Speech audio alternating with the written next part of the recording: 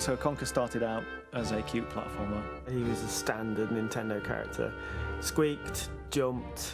Mario 64 had just arrived on the scene, and that was a game changer, I suppose, in terms of the next generation of games. Of course, as soon as everyone saw that, we were like, okay, guess we better do something like that. There was an awful lot of content and there was lots of fun ideas, but it just really wasn't gelling as a finished game.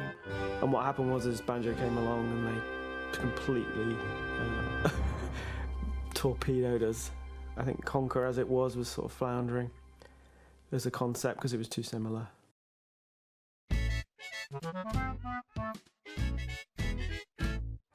Chris Seaver took over. He was working on art and then became designer on it. I took the initiative and I came up with an idea that I thought might work. I think he just wanted to give it a bit more of an edge, really, which is kind of his character as a person. So we thought, well, let's just go for the comedy element, but let's make it more kind of edgy in terms of its violence. You know, let's get some narrative in there so we can get the personality of the character out. For me, there was one key moment which turned it into the game that it was. I think Tim came up with the idea for the beehive. The beehive had been stolen from the bees by the nasty wasps. But what wasn't in there was the reason why. It was the narrative and the punchline. You're being chased by wasps and you're coming down the path and you have to return the queen her hive.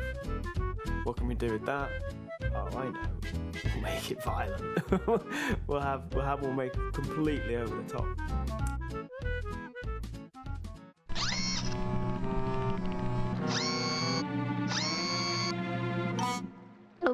Eat that, mother buzzer.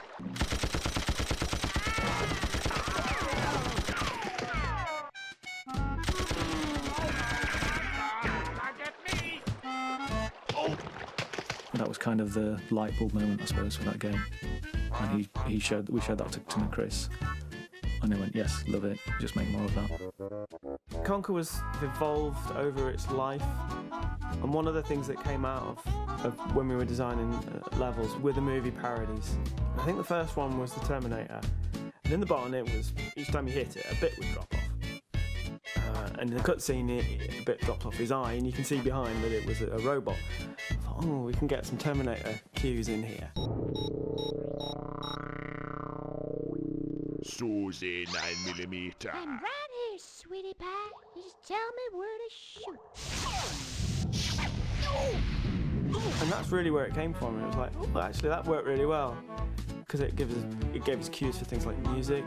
It gave us ideas for the design itself, for the gameplay. So we did the Catfish one, which was a Godzilla. I mean, there were films around at the time, so it was very much like a kind of a zeitgeisty thing. The Saving Private Ryan one. Okay, well, we've got a beach and you've got to get up it. We spent a lot of time really trying to get that feeling of, you know, the movies that you know and love. I spent months animating squirrels on fire with their legs falling off and their arms falling off, and there's a part where the squirrel picks up an arm and he sticks it back on and he's like, ooh. And I dreamt about squirrels like burning for like a long time. It had a real effect on me. I was kind of giving hints of some of those soundtracks, and The Matrix being another obvious one with the lobby scene. And that was quite a good interactive piece of music, actually, because when you could hit the bullet time at any point, so we had this kind of channel fade on the music that kind of slowed down and went into this dreamy slow thing. And then back into the kind of hard-hitting industrial beat. If it hadn't have been The Matrix, if the movie parodies hadn't been there, the gameplay would have been completely different and probably not as good. So it really complemented the game. Cutscenes were kind of the reward, the sort of payoff at the end of the joke, the equivalent of our, Mario style. We had no script whatsoever. You'd say, it's kind of this, it's kind of that, and we would just bounce ideas backwards and forwards. I'd be constantly record. And I think that helped because it meant that it was a lot more fluid. This worked because Chris was designing it, so he had a very good understanding of what the next task was, what you were going to do. A lot of the creativity, certainly a lot of the funny stuff, just came out of the spontaneity of what we were doing. We were so excited whenever a new scene came in. We knew we had something special because we'd still be giggling about it months later.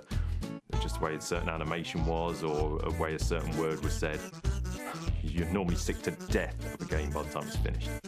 Chris was doing like all the voices in Conker. He wanted me to do a couple of the other characters as well. So he goes to me, we want Barry to be like American, so can you do an American accent? And I was like, literally never been anywhere in my life. I'd just flown over from Dublin, and all I could think of was to add like every so often. It says, hi, you've reached like Barry's place. Awful. Even now when I hear it, I cringe. Uh-oh.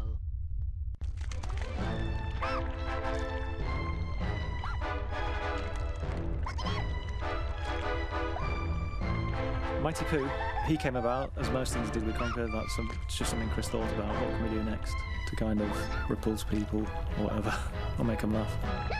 And he just said, I want a boss that's a big giant turd that sings an opera. Probably one of the most memorable characters in Conker. I am the great Mighty Poo, and I'm going to throw my shit at you. A huge supply of tish comes from my chocolate starfish. How about some scat, you little twat? It's really random. You're throwing toilet roll at a giant poo monster. So something beautiful had to come from that, and we're lucky it was Mr. Marlowe and his voice. He does a fair bit of sort of amateur dramatics, and he's well into his singing. So I know originally there were supposed to be these little sweet corn, and me and Ashton were going to be like the Mighty Poo's backing singers. It's going to be hard to beat that. It'll probably be on my gravestone. Here lies Chris Marlowe, voice of the great Mighty Poo. Now that's what I call a bowel movement. So the original design was actually a lot bigger. It was a much bigger game. We built a map, and it kind of got added to. Things got merged into other things. Chris had the clever idea of getting the start sorted and the end sorted, and then it doesn't matter what you chop out of the middle, because people just won't know it was going to be there. When I started, there was this huge sprawling land. By the time I ended, like most of the edge worlds had been cut out, and we just had focused on these bits in the centre. I just remember looking at it one day and seeing lots of X's through a bunch of the worlds. We're like, we want to get this done in time. We're going to get rid of all this shit. Mainly, the game is intact. Most of the stuff, surprisingly, is kept in. I mean, if you look at the amount of mechanics that were in Conker, there's a lot. You know. Normally the first hour of a game is the most fun because it's all fresh. But with Conker, it's still fresh at the end, and I think that's possibly why when people play it, they're surprised. They go, ooh, I thought this was just about a swearing squirrel. There was an unveiling, I think it was in Vegas at some English pub, where they showed it to the press for the first time, because this was kind of, I suppose they were all thinking it's going to be 12 Tales, cutesy, sort of Mario-esque type platformer. They showed them the Great Mighty Poo, which was the big thing where everyone just went, what is this? I don't know.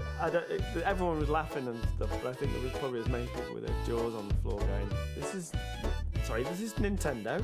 Nintendo were very lenient, really, with an awful lot of stuff. And Nintendo really supported it, and to the point that at E3, even though they showed it behind closed doors, they built a proper bar where you had to show ID to go in, and you could grab a beer and play the game. I mean, I played it fairly recently, and I'm shocked at some of the stuff. I probably would change some of the stuff now. The obvious one is the sunflower. That whole sequence is like, no, I couldn't do that again. If it was made now, and if it was the same team, it wouldn't. I don't think we'd do a game that people would want, because they'd want the original Conker, but again, we're not the people to make that game, ironically, because we've changed. My tastes have changed and I've moved on. You'd have a hard time getting it made now. So the only way for anyone to play it is to play the original, because I don't think there's going to be anything like it again.